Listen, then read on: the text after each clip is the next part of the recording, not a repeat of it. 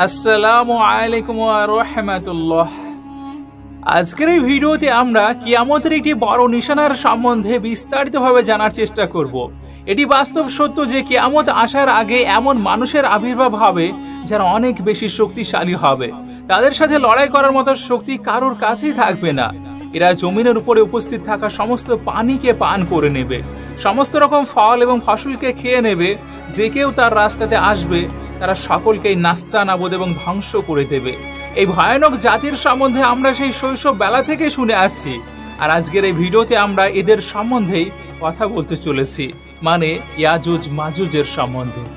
আপনি ইয়াজুজ মাজুজের সম্বন্ধে তো অনেক কিছু শুনে থাকবেন, কিন্তু আজকে আমরা তাদের সম্বন্ধে যে বর্ণনা আপনাদের সামনে উপস্থাপন করব সেটি হতেও পারে খুব সামান্যই আপনাকে এর আগে কেউ শুনিয়েছে।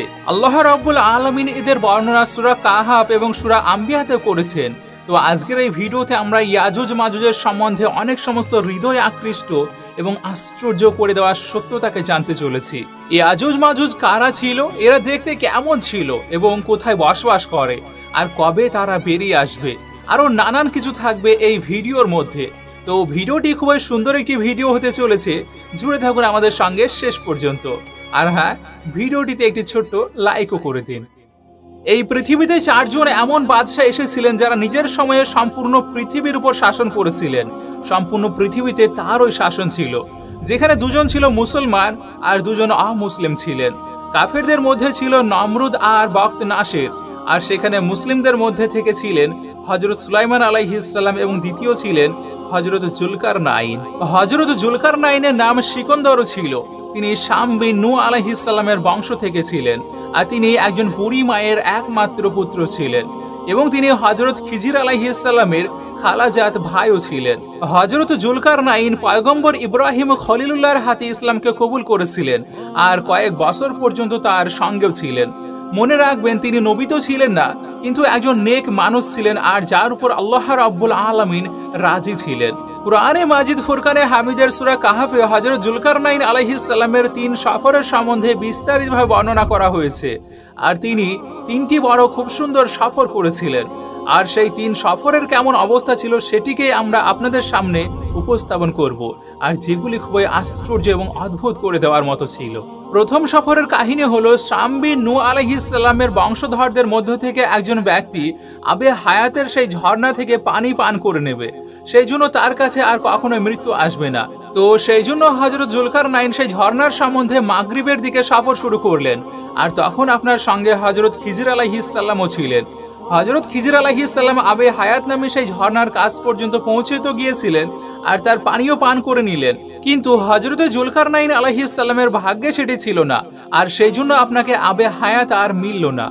এমন অবস্থাতেও হযরত জুলকারনাইনের সফর প্রতিনিয়ত ছিল, আর চলতে চলতে আপনি একটি এমন স্থানে পৌঁছে গেলেন যেখানে সূর্য ডুবে যাচ্ছিল। যেহেতু পশ্চিম দিকে সূর্য অস্ত যায়, আর সেই জন্য তিনি এই পৃথিবীর সর্বশেষ কোণাতে পৌঁছে গিয়েছিলেন। আর সূর্য অস্ত যাওয়ার সময় আপনি একটি এমন দৃশ্যকে দেখতে পেলেন যেমনটি মনে হচ্ছে একটি কালো ঝর্ণাতে সূর্যটি অস্ত যাচ্ছে। যেমন যারা সমুদ্রতে সফর করে তাদের এমনটি মনে হয় যে সূর্য যেটি আছে সেটি হয়তো সমুদ্রের মধ্যেই ডুবে যাচ্ছে, কিন্তু হযরত জুলকারনাইন পশ্চিম দিকে এতটা বেশি এগিয়ে গিয়েছিলেন যেটি এই পৃথিবীর শেষ কোণা ছিল, আর তিনি সেখানে একটি আশ্চর্য অদ্ভুত জাতির দেখা পেলেন। আর যারা জীবজন্তুদের চামড়া পরেছিল, তাছাড়া তাদের শরীরে আর কোনো কিছুরই পোশাক ছিল না। তাদের খাবার ছিল নদীর মৃত জন্তু, এছাড়া তাদের আর কোনো খাবারও ছিল না। আর সেই কমকে নাসিক বলা হতো। সর্বপ্রথম হযরত জুলকারনাইন তাদেরকে দ্বীনের দাওয়াত দিলেন। কিছু মানুষ তো ঈমান নিয়ে আসলো, কিন্তু কিছু মানুষ আপনার সঙ্গে যুদ্ধ করলো, আর শেষ পর্যন্ত তারা পরাজিত হলো। এরপর কথা আসছে দ্বিতীয় সফরের সম্বন্ধে। হযরত জুলকারনাইন এই সফর পূর্ব দিকে শুরু করলেন, এতদূর পর্যন্ত যে চলতে চলতে আপনি একটি এমন জায়গায় পৌঁছে গেলেন যেখান থেকে সূর্য উদিত হতো। আপনি সূর্য উদয় হওয়ার স্থানে পৌঁছে গিয়েছিলেন, আর সেখানে দেখতে পেলেন একটি এমন জাতি আছে যাদের কাছে কোনো ঘর কিংবা ইমারত নেই। তাদের অবস্থা এমন ছিল, যখন সূর্য অস্ত যেত তখন তারা গুহার ভিতরে চলে যেত, জমিনের ভিতরে প্রবেশ করে যেত, আর যখন সূর্য উদিত হতো তখন আবার নিজের গুহা থেকে বেরিয়ে রিজিকের সন্ধানে বেরিয়ে যেত। এদেরকে মুনশিক বলা হতো, কেননা এদের জাতির নাম ছিল মুনশিক।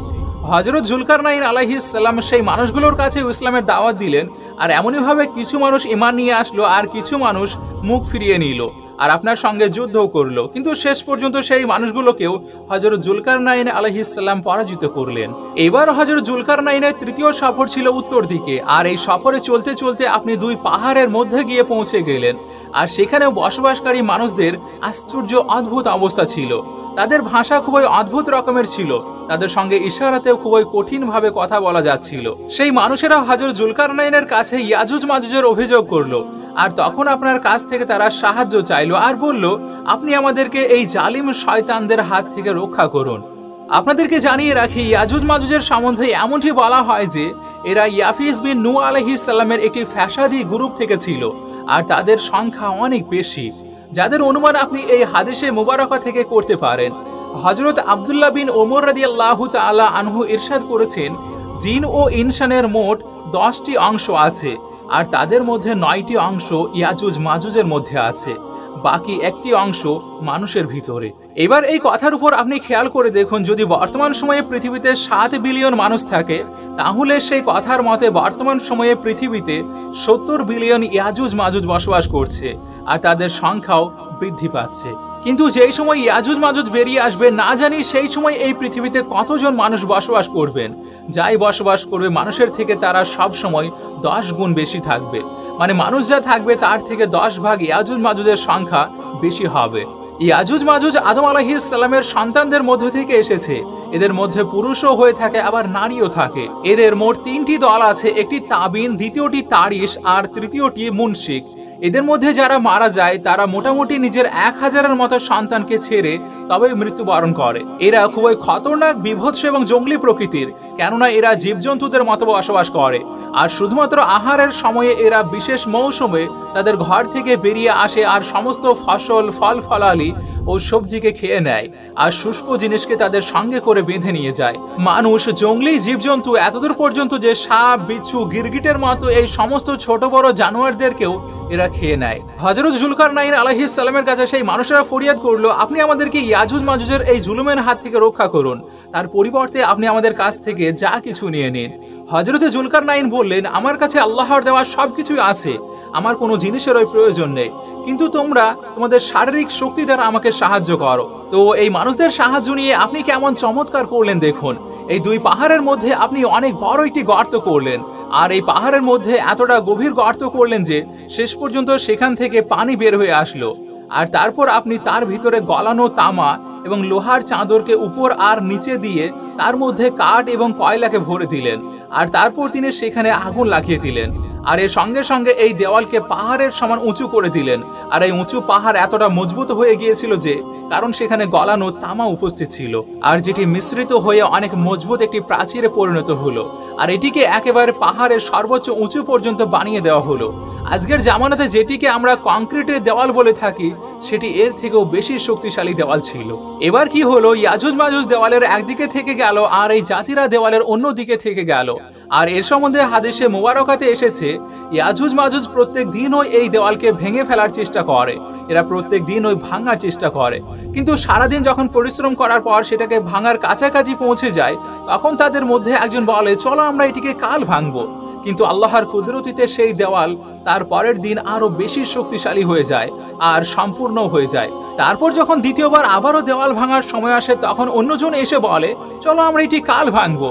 আর দ্বিতীয় দিনও ঠিক এমনই হয়ে যায়, আর এই একই ঘটনা তাদের সঙ্গে ঘটতেই থাকে। কিন্তু একদিন এমনও আসবে যেদিন আল্লাহ রাব্বুল আলামিন রাজি থাকবেন, তারা কিয়ামতের আগে বেরিয়ে আসবে। যখন কিয়ামতের কাছাকাছি চলে আসবে, তখন তাদের মধ্যে থেকে একজন ব্যক্তি বলবে, ইনশাআল্লাহ কাল এই দেওয়ালকে আমরা অবশ্যই ভাঙবো। আর তারপর যখন তারা দ্বিতীয় দিনে এই দেওয়ালের কাছে পৌঁছাবে, তখন সেই দেওয়ালে তাদের আগের দিনের পড়ে থাকা কাজগুলিও থাকবে, মানে এই দিনে তাদের আগের যে কাজগুলো সেটিও করা থাকবে, অন্যান্য দিনের মতো সম্পূর্ণ হয়ে যাবে না। আর এটি ইনশাআল্লাহ তাআলার বরকতের মাধ্যমে হবে। আর এই দেওয়াল শেষ পর্যন্ত ভেঙে যাবে, আর তারপর সেই দেওয়ালকে ভেঙে তারা জনবসতিতে প্রবেশ করবে। সরওয়ারে কায়নাত সরকারে দু আলম মুহাম্মদ মুস্তাফা সাল্লাল্লাহু আলাইহি ওয়াসাল্লাম ইরশাদ করেছেন, কিয়ামত প্রতিষ্ঠিত হবে না যতক্ষণ পর্যন্ত ইয়াজুজ মাজুজ বেরিয়ে না আসবে। তো সামনের দিকে আমরা এগিয়ে যাওয়ার আগে আপনাদেরকে জানিয়ে রাখি, যখন ইয়াজুজ মাজুজ বেরিয়ে আসবে তখন এই পৃথিবীর কেমন অবস্থা হবে। হযরত ইবনে আব্বাস রাদিয়াল্লাহু তাআলা আনহু ইরশাদ করেছেন, আল্লাহ রাব্বুল আলামিন 5টি নহরকে জান্নাত থেকে পাঠিয়েছেন। নাম্বার 1 জিহুন, নাম্বার 2 শিহুন, নাম্বার 3 দাজলা, নাম্বার 4 ফুরাত, নাম্বার 5 দরিয়ায় নীল। আর এই 5টি দরিয়া একটি ঝর্ণা থেকে বেরিয়ে এসেছে।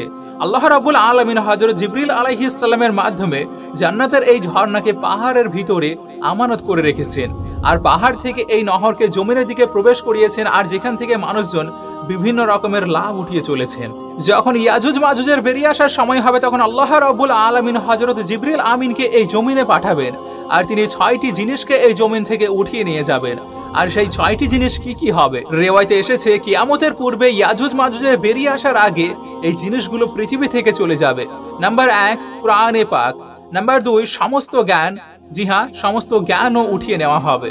নাম্বার 3 হাজরে আসওয়াদ, নাম্বার 4 মাকামে ইব্রাহিম, নাম্বার 5 মুসা আলাইহিস সালামের সিন্দুক, আর 6 নম্বর হলো যেই 5টি নহরের কথা বললাম সেই 5টি নহরকেও উঠিয়ে নেওয়া হবে।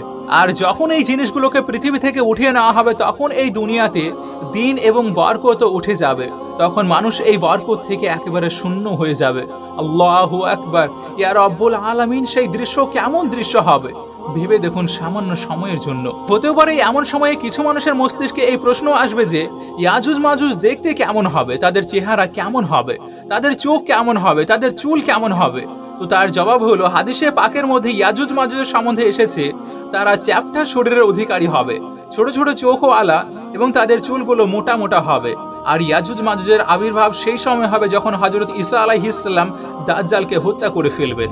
দাজ্জালকে হত্যা করার পর হুকুমে ইলাহির পক্ষ থেকে হযরত ঈসা আলাইহিস সালামের কাছে আদেশ আসবে মুসলমানদেরকে কোহে তুরের উপর নিয়ে যাও। আর এই জন্য কেননা এবার কিছু এমন মানুষদের আবির্ভাব ঘটবে যাদের সঙ্গে যুদ্ধ করার শক্তি কারোরই থাকবে না। তারপর সেই ভয়ানক জাতি ইয়াজুজ মাজুজের আবির্ভাব ঘটবে। ইয়াজুজ মাজুজের আবির্ভাবের পর এই পৃথিবীতে অদ্ভুত আশ্চর্য রকম বিশৃঙ্খলা সৃষ্টি হবে। তাদের আবির্ভাব সত্যিই ভীষণ ভয়ানক হবে, এত বেশি হবে যে যখন তাদের প্রথম দল তাবারিয়াকে অতিক্রম করবে, আর তাবারিয়া হলো একটি বড় উপসাগর আর যার দৈর্ঘ্য 10 মাইলের কাছাকাছি হবে, তার সমস্ত পানিকে এরা পান করে নেবে। আর এই পানিকে পান করার পর এই সাগর এমনভাবে শুকিয়ে দেবে, যখন তাদের দ্বিতীয় দল আসবে তখন তার আশ্চর্য হয়ে বলবে এখানে না জানি কতদিন থেকে পানি নেই, মানে এই পানিকে এরা একেবারের মতো সমাপ্ত করে দেবে, এত বড় হবে এদের বাহিনী। এই মানুষেরা দুনিয়াতে ফ্যাসাদ, বিশৃঙ্খলা, হত্যা, মারামারিতে লিপ্ত হয়ে যাবে, সমস্ত মানুষদেরকে এরা হত্যা করে ফেলবে। কিন্তু মুসলমানরা সেই সময় হযরত ঈসা আলাইহিস সালামের সঙ্গে থাকবে, তখন এরা বলবে জমিনে বসবাসকারীদেরকে তো হত্যা করে ফেলেছি, চলো এবার আসমানওয়ালাদেরকেও হত্যা করে ফেলি। আর এটি বলেই তারা তাদের তীরকে আসমানের দিকে ছুঁড়তে থাকবে। আল্লাহ রাব্বুল আলামিনের করিশ্মা দেখুন, যখন তীর আসমান থেকে নিচের দিকে নেমে আসবে তখন সেখানে রক্ত লেগে থাকবে, আর এরা এমনই অবস্থাতে এটিকে দেখে নিজেদেরকে নিয়ে ব্যস্ত থাকবে। এই সময় হযরত ঈসা আলাইহিস সালাম নিজের সাথীদেরকে নিয়ে পাহাড়ের উপরে অবস্থান করবেন, আর সেই সময় হযরত ঈসা আলাইহিস সালাম নিজের সাথীদের সঙ্গে নিয়ে আল্লাহ রাব্বুল আলামিনের কাছে হাত উঠিয়ে দোয়া চাইতে থাকবেন, আর এই দোয়া আল্লাহ রাব্বুল আলামিন কবুলও করে নেবেন। আর যার পর আল্লাহ তাআলা ইয়াজুজ মাজুজের গর্দানে একটি বিশেষ ধরনের পোকা সৃষ্টি করবে, আর যার কারণে তারা সকলেই একেবারের মতো নষ্ট হয়ে যাবে। তাদের মৃত্যুর পর হযরত ঈসা আলাইহিস সালাম পাহাড় থেকে নিচে নেমে আসবেন, আর দেখবেন সমস্ত জমিনে তাদের লাশ পড়ে আছে, মানে এই জমিনে এতটা লাশ পড়ে থাকবে যে সেখানে পা দেবার মতো স্থানও ফাঁকা থাকবে না, আর এর সঙ্গে সঙ্গে ভীষণ দুর্গন্ধও হবে। এবার এতগুলো লাশকে কোথায় দাফন করা হবে আর তাদেরকে কিভাবে নিয়ে যাওয়া হবে? আল্লাহ রাব্বুল আলামিনের শান্ত দেখুন। হযরত ঈসা আলাইহিস সালামের দোয়ার বরকতে আল্লাহ রাব্বুল আলামিন কিছু এমন পাখিকে সৃষ্টি করবেন যাদের গর্দান উটের মতো হবে, তারা ইয়াজুজ মাজুজের এই শরীরকে উঠিয়ে নিয়ে যাবে সেখানে যেখানে আল্লাহ রাব্বুল আলামিনের ইচ্ছে হবে। আর এটি ততক্ষণ পর্যন্ত চলতে থাকবে যতক্ষণ পর্যন্ত তাদের সেই জুলুম অত্যাচারের সাজা পরিপূর্ণ না হবে। মনে রাখবেন এটি তো তাদের এই পৃথিবীতে মিলে থাকা সাজা, তাদেরকে জাহান্নামের ভিতরেও খুবই ভয়ানক আযাব দেওয়া হবে, কেননা তাদের গুনাহের পরিমাণ অনেক বৃদ্ধি পেয়ে গিয়েছিল। একটি তো এটি তারা তাদের জুলুম অত্যাচার, হত্যা, মারামারি করে পরিবেশকে নষ্ট করে দিয়েছিল, আর দ্বিতীয় এরা ঈমানও নিয়ে আসেনি। যদিও তাদেরকে ঈমানের দাওয়াত দেওয়ার জন্য সরবরে কায়নাত মুহাম্মদ মুস্তাফা সাল্লাল্লাহু আলাইহি সাল্লাম তাশরিফ নিয়ে গিয়েছিলেন। হযরত ইবনে আব্বাস রাদিয়াল্লাহু তাআলা আনহুর কাছ থেকে রিওয়ায়াত এসেছে রাসূল আকরাম সাল্লাল্লাহু আলাইহি সাল্লাম ইরশাদ করেছেন, মিরাজের রাতে আল্লাহ রাব্বুল আলামিন আমাকে ইয়াজুজ মাজুজদেরকে ইসলামের দাওয়াত দেওয়ার জন্য পাঠিয়েছিলেন। রাসূল সাল্লাল্লাহু আলাইহি সাল্লাম ইরশাদ করেছেন, আমি তাদের কাছে পৌঁছালাম, তখন আমি তাদেরকে আল্লাহ রাব্বুল আলামিনের পথে ডাক দিলাম, তাদেরকে ইবাদত করার জন্য দাওয়াতও দিয়েছিলাম, কিন্তু তারা আমার দাওয়াতকে অস্বীকার করেছিল। রাসূলুল্লাহ সাল্লাল্লাহু আলাইহি সাল্লামের কথাকে তারা অমান্য করেছিল, আর সেই জন্যই ইরশাদ করেছিলেন এরা আল্লাহ তাআলার নাফরমান বান্দা, আর এরা ইবলিশের সন্তানদের সঙ্গেই দোজখে যাবে। এরপর যখন ইয়াজুজ মাজুজের মৃত্যুর পর তাদেরকে একেবারের মতো ধ্বংস করে দেওয়া হবে, তখন এই জমিনের মাটিকে পুনরায় শান্তি এবং বরকতে পরিপূর্ণ করে দেওয়া হবে। আল্লাহর নেয়ামত এত বেশি হবে যে রেওয়ায়তের মধ্যে এসেছে তাদের মৃত্যুর পর মাটিতে বৃষ্টিপাত এত বেশি হবে, মাটি একেবারে সমান সমান হয়ে যাবে। আর এই মাটিকে আদেশ করা হবে নিজের ফল এবং ফসলকে আবারও উৎপন্ন করতে থাকো। আসমানকে আদেশ করা হবে নিজের বরকতকে ঢেলে দাও।